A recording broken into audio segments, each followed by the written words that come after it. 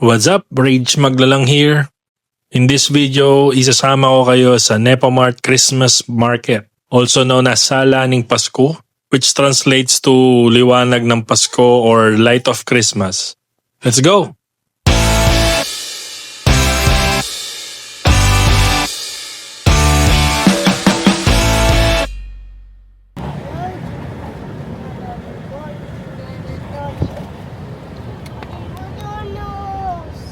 What's this? Dinosaur? What's that?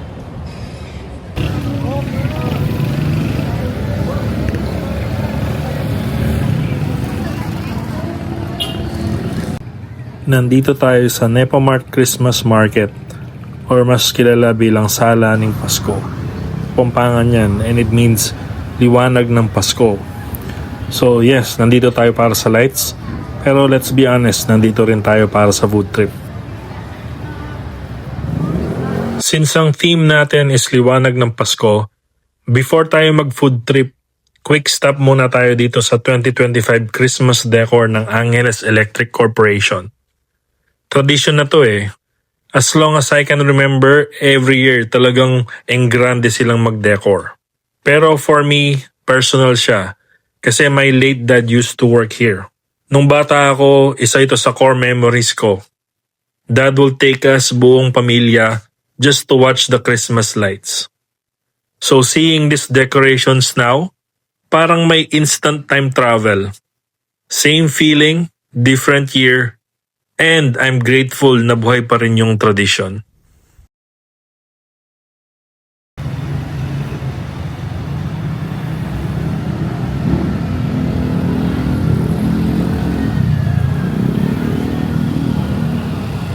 Eto, balik na tayo sa pagpo-food trip.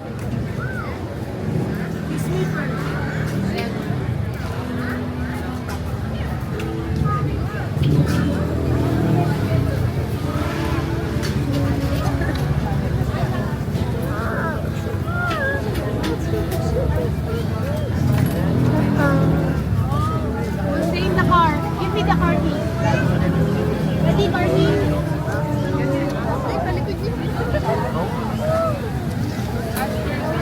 Smash burger.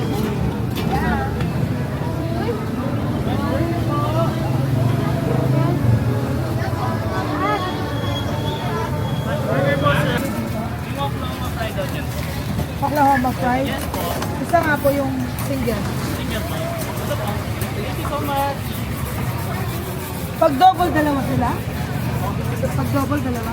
Dalawang panik. Dalawang pack lang. Sige, yun na lang single.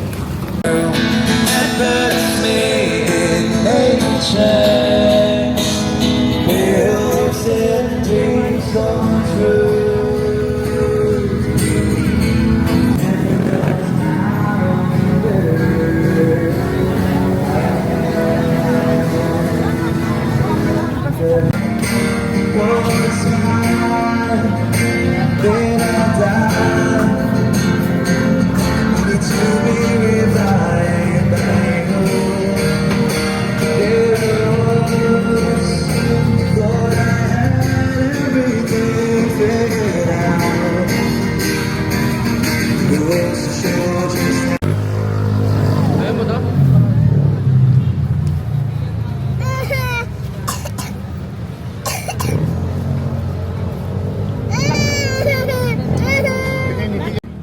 Ito yung una nating food trip.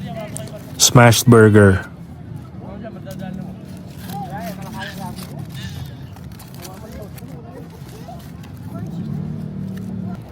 Paki-excuse nyo na lang yung isa kong mata na naging ratski.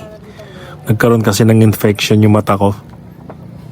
Now about the smashed burger. Crispy edges, juicy, classic.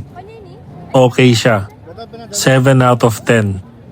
Good, satisfying, pero hindi yung tipong mapapahinto ka sa buhay mo tapos sasabihin mo, ito na ang burger para sa akin. Safe choice, pagtanggal gutom, pero wow factor, sakto lang. Bayo kayo. Next is the shawarma. Na-enjoy ko talaga to dahil na-miss ko talaga yung Pinoy style shawarma. Iba kasi yung shawarma na nabibili sa UAE. Ibang-iba dun sa mga nakasanayan natin sa Pinas. Hindi man namin yan. I give this shawarma an 8 out of 10.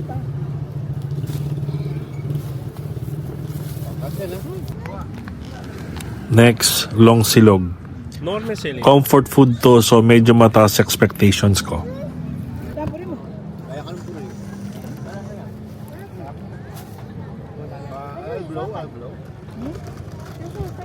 Ang bang ko mo. Honestly, I rate this a 5 out of 10. Yung egg medyo dry, tapos yung longganisa, yung standard Kapampangan longganisa na matamis. Okay siya pero preference ko talaga yung mabawang na longganisa. Kagaya ng mga nabibili sa Kalumpit. Share.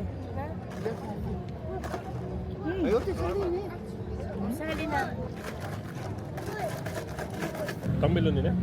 Wala ko inom na yung kalsyan. Itong melon juice. 9 out of 10.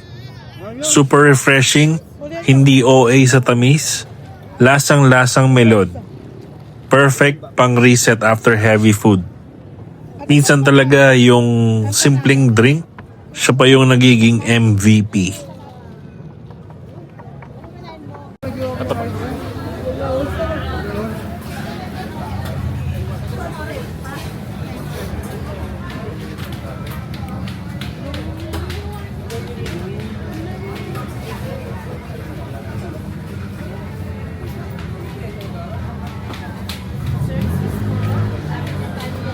Thank you.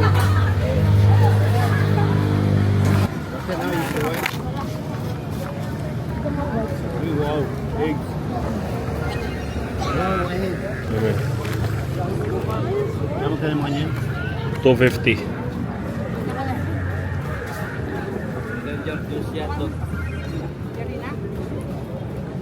Malambot na.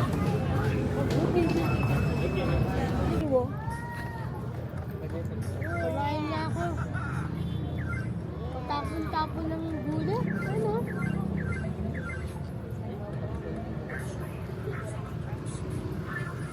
Panulat. Ito pa yung isang panalo for me. Spare ribs with rice. 9.5 out of 10. Una, ang laki ng portion. Pangalawa, sobrang tender ng meat. Yung sauce, ang sarap. Bagay na bagay sa kanin. Ito yung order na pag-uwi mo, maiisip mo pa rin. Dapat pala nag-take out ako. Naman na. Solid yun. Oh. Kaya gusto ko yun. Dessert naman tayo. Mango Graham Shake. Kasi kawan si Bruno kainan din. Sami. Creamy, matamis yung mangga, at may Graham Crunch. Hindi siya yung pinaka-unique na dessert sa mundo pero masarap naman. I give it a 7 out of 10. Ito pa isang dessert. Mixed fruits na may tajin. Maslam yung maalat na maparas. Ito yung asin na may halong chili at lime. Kaya maalat siya na maanghang na maasim. Bagay na ihalo sa mga fruits. Kagaya ng pinya, mangga, tsaka watermelon.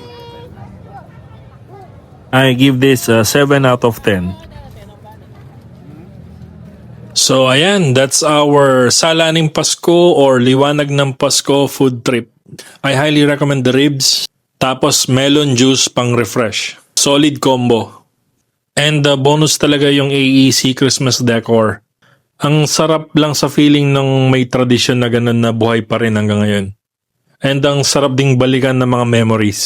So if you enjoyed this vlog, be sure to hit the like button and share it with someone na mahilig mag-Christmas market or food trip. Merry Christmas, Happy New Year, and see you in the next vlog. Peace!